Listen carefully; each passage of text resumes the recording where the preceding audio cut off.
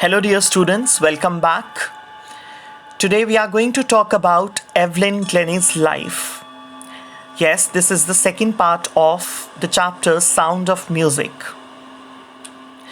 The title itself is very interesting.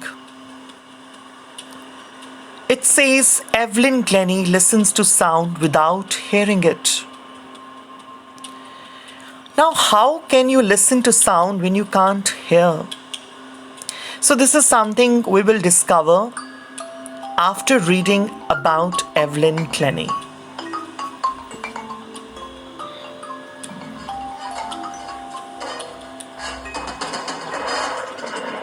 I see myself simply as a musician, a sound creator.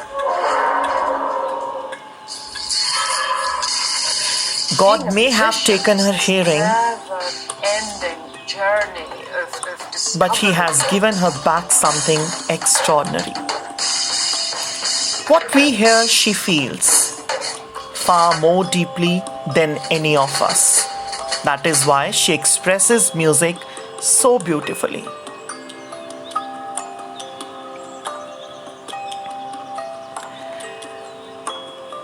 If you look at the theme of the story and the message, we can easily say that it is a motivational story and it inspires all of us to overcome our physical disabilities and achieve our dreams and goals just like Evelyn did.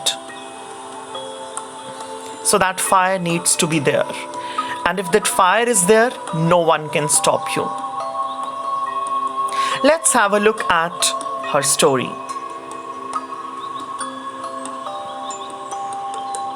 Evelyn could not hear, and this was a bigger challenge for her. Moving from a rural area to a fast life was a smaller challenge. Evelyn faced a much bigger challenge, that was her inability to hear. Slowly, she started losing the power of hearing, and one day she was absolutely deaf. Isabel Glennie was her mother, and Evelyn's mother, Isabel, recollects one incident when Evelyn was 8 years old. She says that Evelyn was waiting for her turn to play the piano, but when her name was called out, she did not respond. And her mother realized that Evelyn did not respond to her name. That means she did not hear her name being called out. As Evelyn lost her sense of hearing in phases, it was a gradual process. In the beginning, when she could hear partially, she managed to hide this disability from her friends and teachers.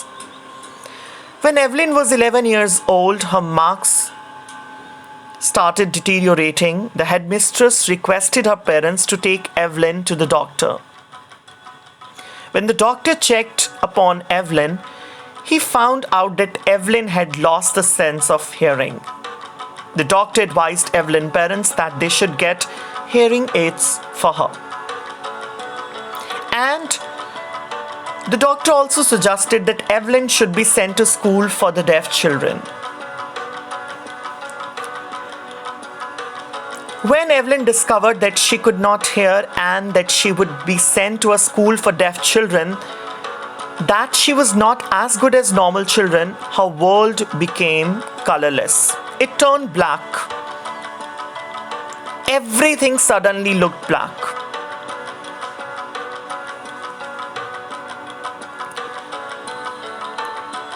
And in return, you see blackness all around you. That is how Evelyn responded to this news. This shows Evelyn had determination.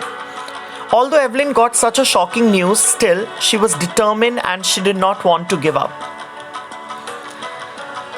Evelyn was passionate about music. She was determined to live life like normal music, and she followed her interest in music. When Evelyn saw a girl playing the xylophone, she wanted to play it too. No one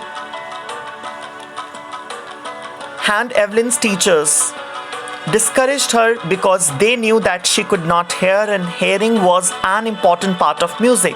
But Ron Forbes saw that Evelyn was very passionate about music, so he decided something. Ron Forbes thought that he would teach Evelyn to feel music. And he did that. He said that don't try to listen through your ears. He said try to sense it. Try to feel the music some other way.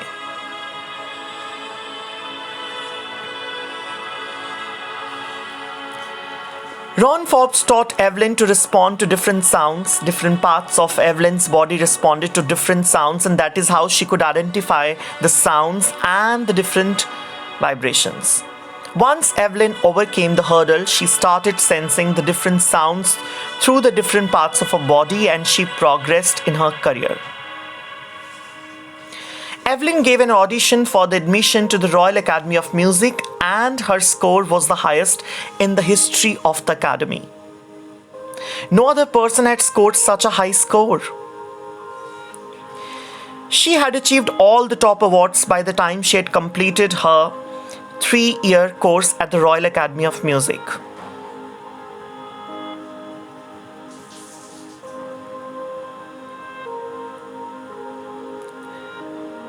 So Evelyn achieved her goal. She worked hard, and because she had an aim to become the topmost, the most famous, the most sought after musician of the world, and she did that. She also won the Soloist of the Year award, a very prestigious award. And then she never looked back.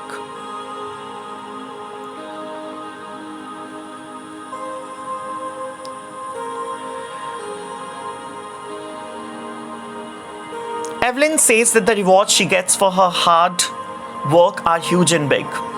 Evelyn does charity also. She gives free concerts in hospitals and prisons. She also takes classes for young musicians, for those children who want to learn music. Evelyn is an inspiration for all. She's an ideal. Anne Richland, who belongs to the Beethoven Fund for Deaf Children, says that Evelyn is an inspiration for those children who cannot hear. And when they get to know Evelyn's story, they feel that they can accomplish everything. They can fulfill all their dreams. Evelyn's story is an inspiration to those people who are physically disabled. They feel that if Evelyn can achieve her dreams, even they can. And Evelyn has given a lot of pleasure to her audience by playing such good music. So that was all about Evelyn Glennie's life. I hope you all understood how inspiring her life is. That's all for now. Thank you so much for watching.